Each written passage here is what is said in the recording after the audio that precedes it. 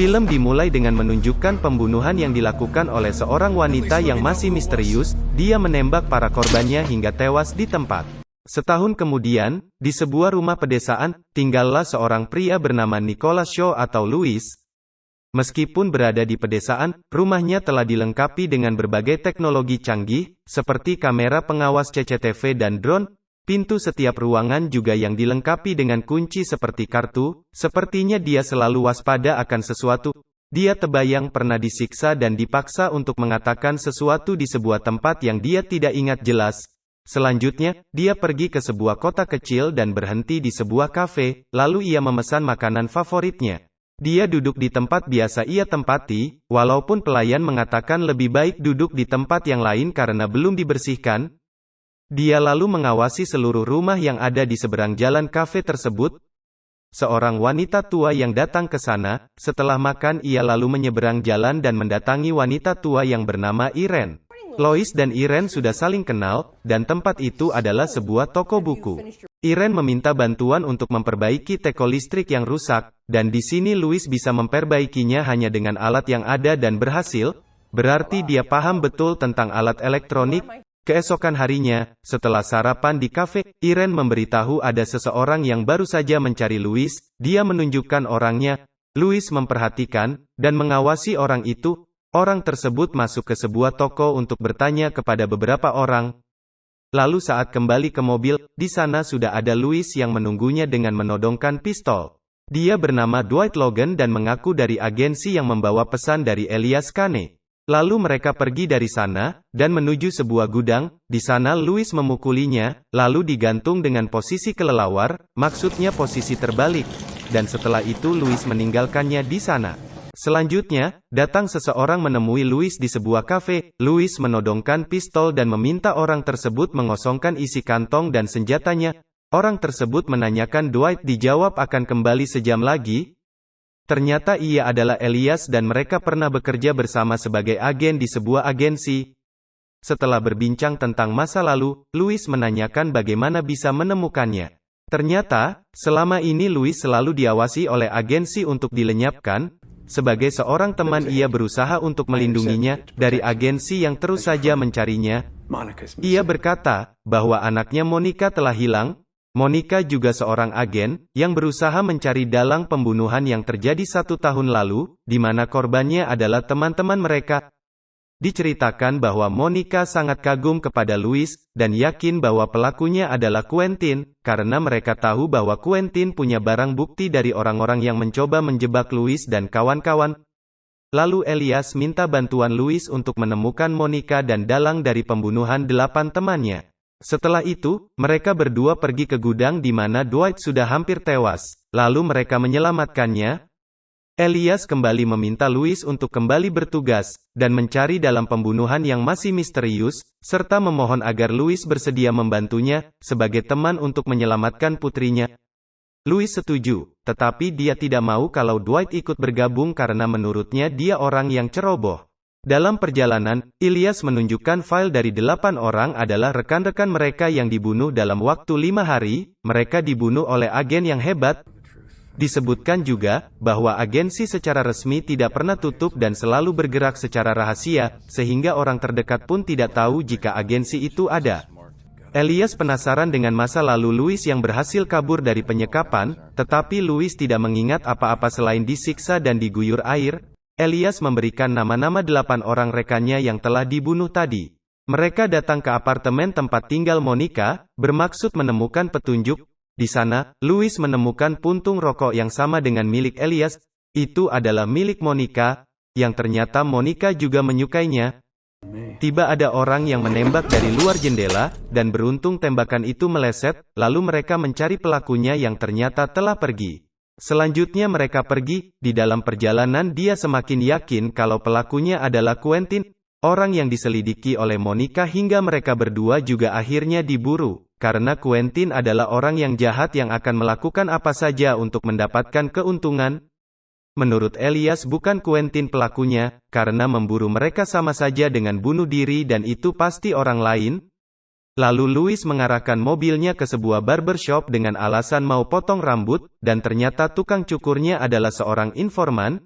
Ia mencari tahu informasi tentang pelaku pembunuhan itu, dan menurutnya bukan Quentin pelakunya, karena mereka tahu bagaimana Quentin bekerja, tapi hadiah yang disiapkan bagi orang yang bisa membunuh Louis. Ia tidak tahu di mana lokasi Quentin, tetapi mempunyai informasi tentang orang yang dapat dihubungi untuk informasi ini. Setelah itu mereka pergi dari sana. Saat tiba di sebuah lokasi dengan penjagaan ketat, Louis langsung saja menyabotase kamera CCTV dengan menggunakan handphone canggih miliknya. Setelah pemeriksaan oleh security, mereka diizinkan masuk, dan langsung saja menemui bosnya. Louis memperhatikan rokok yang dihisap sang bos. Dia menjelaskan tentang asal rokok itu, dan menurutnya hanya 2 orang yang dia kenal menghisap rokok seperti itu. Yang pertama adalah Elias dan yang kedua adalah Monica. Sang bos itu mengecek CCTV dan melihat security-nya yang telah tewas, lalu dengan panik dia menyuruh bodyguard-nya untuk menembak Louis. Tetapi tidak semudah itu, Louis berhasil menghindar dan merebut pistolnya dan menembak sang bos dan bodyguard-nya, selanjutnya menodong sang bos dengan senjata itu. Louis bertanya apakah Monica ditahan di sini. Ia mengaku kalau tahu Monica ada di The Orchard, yaitu tempat pertanian yang terdapat banyak rumah kaca 100 mil dari sini, dan Monica ada di salah satu rumah kaca tersebut. Lalu setelah mendapat cukup informasi, Louis menembaknya hingga tewas. Di pagi harinya, mereka berdua pergi ke tempat rumah kaca yang diceritakan sebelumnya oleh bos yang dibunuh semalam. Elias nunggu di mobil, sementara Louis masuk ke sana. Louis kembali menggunakan HP-nya untuk menghack kamera pengawas. Dengan hati-hati dia mulai memeriksa setiap rumah kaca. Louis menemukan penjaga, dan satu persatu dia habisi. Akhirnya Louis menemukan seorang wanita yang terikat pada sebuah kursi. Ternyata benar, dia adalah Monica, anak dari Elias yang mereka cari. Monica tidak ingin pergi tanpa berkas yang selama ini diincarnya, jadi yang mereka ingin mencarinya terlebih dahulu, dan adegan tembak-menembak pun tidak terhindarkan. Dan mereka berhasil masuk ke ruangan tempat berkas yang mereka cari dalam sebuah komputer. Sekali lagi kecanggihan HP Louis sangat membantu mereka membobol komputer itu. Louis berhasil mendownload data yang dibutuhkan. Tiba-tiba Monica menodongkan pistol. Ternyata Monica dan Elias telah bersekongkol untuk memanfaatkan keahlian Louis demi mendapatkan file itu. Louis merasa kecewa telah dipermainkan, lalu dia membalikan keadaan dengan menodong Monica, lalu mereka berdua pergi dan berhasil kabur dari sana. Setelah melewati hutan dalam pelarian, Monica terjatuh dan pingsan. Ternyata dia terkena tembakan di bagian perut, lalu Louis menggendongnya dan melanjutkan perjalanan. Di sana ada sebuah gubuk kecil yang kelihatannya tidak terpakai lagi. Louis menemukan kotak P3K lalu mengobati luka Monica. Saat Monica sadar, dia merasa aneh Louis tidak membiarkan ia mati. Tentunya Louis ingin tahu alasan Monica dan ingin tahu siapa musuhnya, dan kenapa Monica melakukan itu. Lalu Louis mulai merakit senjata dengan peralatan dan perkakas yang ada di sana, karena peluru pistolnya telah habis. Louis kembali mengingat masa lalunya, saat itu hanya ingat disuntikan sesuatu ke tubuhnya. Monica membantunya mengingat masa lalunya. Berdasarkan informasi dari Monica, Louis bekerja sama dengan Quentin dan akan mengambil alih operasinya. Tiba-tiba anak buah Quentin datang dengan sebuah mobil ke tempat itu, lalu keluar dan menyerang mereka dengan senjata rakitannya. Setelah semuanya lumpuh dihabisi, dia balik ke gubuk dan Monica tidak ada lagi di sana. Dia juga bawa flash disk berisi file yang sebelumnya mereka curi. Lalu, di sebuah kafe, Monica menunggu ayahnya, yang kemudian datang bersama Dwight. Dia memberikan filenya dan saat dicek ternyata flash disk itu kosong. Elias tahu tentang kepintaran Louis.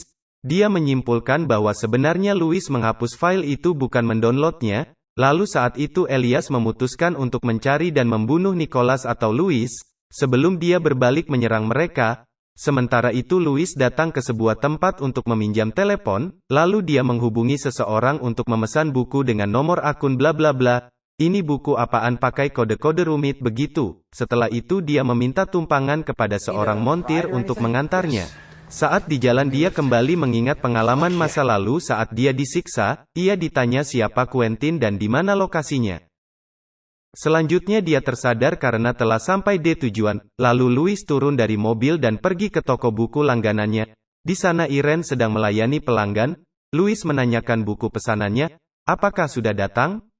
Lalu Irene mengambilkannya sebuah buku. Ternyata orang yang ditelepon tuh sebelumnya adalah Irene yang sebenarnya juga seorang mantan agen. Isi buku itu adalah bukti tentang dalang di balik pembunuhan yang dimanfaatkan oleh Quentin untuk mengeluarkan mereka dari peristirahatannya. Perlahan Louis mulai mengingat semuanya, bahwa apa yang ditanya adalah tentang Quentin, bukan nama-nama orang yang akan dibunuh, jadi ada orang lain yang membocorkan itu.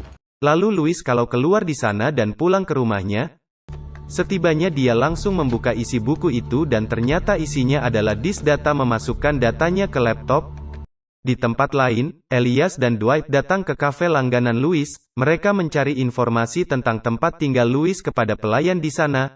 Si pelayan tidak pernah tahu alamatnya, dia menyarankan mereka untuk bertanya kepada Irene di toko buku di seberang jalan, mungkin saja dia punya informasi, lalu mereka berdua pergi ke sana.